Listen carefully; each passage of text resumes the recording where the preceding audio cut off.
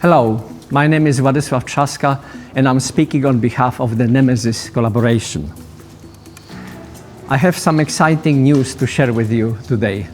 If our analysis and interpretation is correct, we have discovered some dark matter-like anomalies in the neutron multiplicity spectra collected underground by the Nemesis experiment. Nobody knows what dark matter is. We don't even know if it exists, but we have good reasons to believe that it does. Dark matter is one of the biggest mysteries of particle physics and cosmology. It was first postulated nearly 100 years ago, and it's still unsolved. As you know, the lambda cold dark matter model analysis of the Planck cosmic microwave background data can account only for approximately 5% of the universe as visible ordinary baryonic matter as we know it. Nobody knows what constitutes the missing 25% of matter known as dark matter, or the 70% energy density known as dark energy. So, how to detect something you don't know what it is? It's undoubtedly challenging but not impossible. For instance, dark matter could consist of composite particles or be a new fundamental particle of its own. Of course, nobody knows if this is the case, but this is a reasonable assumption. Thousands of papers have been published on exotic and ordinary hypothetical dark matter candidates over the past 40 years. Nobody knows what the mass of such a dark matter particle would be. We are guessing over 60 or over 80 orders of magnitude. The lightest of the postulated particles, the so-called fuzzy dark matter particles, would have a mass around 10 to the minus 21 electron volts, while WIMPs, the weakly interacting massive particles, could go up to hundreds of tera electron volts. Still, if there are dark matter particles, they should interact. They should certainly interact gravitationally, but perhaps also weakly.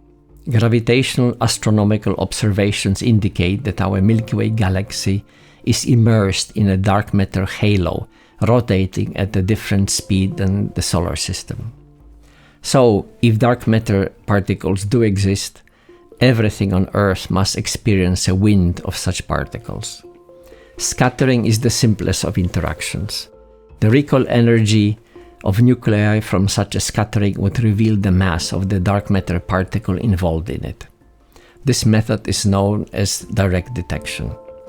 Several very sophisticated experiments are looking for WIMP scattering on nuclei, but until now, no scattering signals were identified. Our Nemesis experiment has a different approach. Instead of looking for scattering, we are looking for the breakup of WIMP particles. Now and then, upon interaction with ordinary matter, dark matter particles may disintegrate, that is, self-annihilate into known standard model particles. As the binding energy of dark matter particles must be significant, such an event would release a lot of energy. It would resemble particle-induced spallation, the method we use to produce large amounts of neutrons with accelerators. Since we have a good understanding of spallation reactions and can simulate the resulting neutron spectra, we should also detect and identify anomalies caused by WIMP annihilation. This process is known as indirect detection. So, the Nemesis idea is to measure neutron spectra underground and look for anomalies, such as one or several small bumps on top of the regular exponential tail from interaction of cosmic ray muons with the target. We can deduce the dark matter particle's mass from the position, that is, from the multiplicity of the bump. We expect about 80 neutrons per 1 GeV of particle's mass. For instance, if a 10 GeV WIMP particle disintegrates in a lead target, about 80 neutrons would be emitted. This estimate comes from our model assumption and the known spallation yields. Naturally, we should expect a very weak signal. To make it visible, we must suppress the background induced by muons interactions. The muon-induced neutron multiplicity spectra have exponential tails extending for heavier materials up to multiplicities over 300.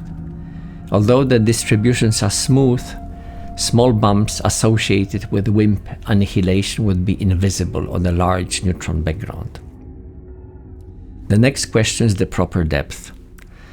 From the background point of view, the deeper the better. After all, WIMPs interact very weakly, and unlike the atmospheric muons, their flux does not change with depth. However, muon-induced signals help in setting up, monitoring and calibrating the detection system. Also, a low-budget experiment can't be too picky, so we use what is available. We have an excellent underground infrastructure in the Pyhäsalmi mine at a depth of 210 meters of water equivalent, and that's where our experiment is located. We are renting this space from Kallio, an organization set up to utilize the facilities vacated by the mine. Nemesis, the name of our experiment, stands for New EMMA Measurements Including Neutrons. It reflects the fact that we are reusing EMMA infrastructure with additional neutron detectors. As part of reusing EMMA infrastructure, we are utilizing also EMMA data acquisition system that you can see here. Our Nemesis setup is very straightforward. It consists of 14 neutron detectors on top of a 535 kilogram target. The target is made out of 50 standard size bricks. The neutron detectors are in polyethylene casting working as a moderator. For muon tracking, we have 5 layers of SC16 modules. So the top layer, second, third, fourth, and fifth layer of SC16. Each SC16 has 16 individual pixels. Altogether, there are 732 pixels in the setup. We have now completed a 1-year run with the LED target and a shorter run without the target. The run without the target showed us that background consists only of low multiplicity events. This was an important outcome because it showed us that events with a multiplicity 5 and above come only from the target. The LED target run yielded multiplicity spectra extending up to the 33 registered neutrons, accounting for the approximately 8% neutron detection efficiency that corresponds to over 400 neutrons emitted from the target. This is an exciting result in itself because the origin of such high multiplicities is unknown. Nevertheless, the most exciting result came from the muon-suppressed neutron multiplicity spectrum. It was obtained by requiring absence of muon track in the SC16 trackers. Also, since we are expecting an emission of an energetic lepton from disintegration of WIMPs, we require that one, but only one, of the large area scintillators gives a signal, either one on the bottom or one on the top.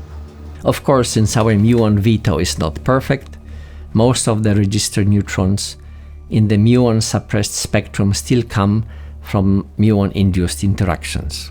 But the reduction was sufficient to bring out 3 small bumps at multiplicity values corresponding to 8, 11, and 14 registered neutrons.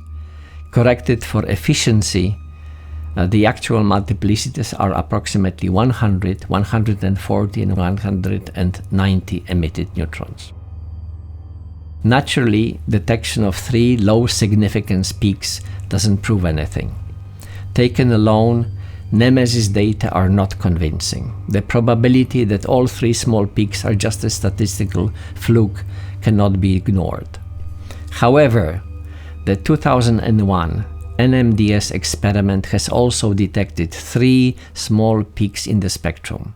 What's more, there is an excellent match between the neutron multiplicities of these peaks, and that practically eliminates the probability of a statistical fluke.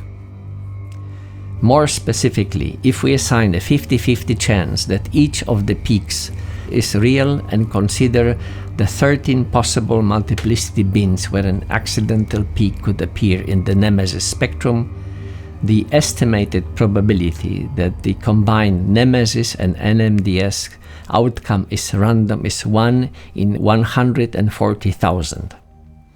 That's roughly the probability that the plane that you are boarding will crash. Furthermore, event rates for each of the 3 anomalies also agree. Such a strong correlation and agreement between 2 independent measurements with different experimental configurations and efficiencies can hardly come by chance. Does it mean that we have found dark matter? We still don't know, but at long last we have stumbled on something that may lead us to that discovery. The Nemesis and NMDS anomalies have all the features we would expect from WIMP annihilation, and the cross-section is about right. Still, to be reasonably sure, we need to eliminate all the other possibilities, confirm the results with an improved experiment, and provide a feasible theoretical explanation. Nemesis and NMDS teams have joined forces to achieve these goals. That's what we are working on now. Thank you for listening. Please feel free to share this video and comment on our work.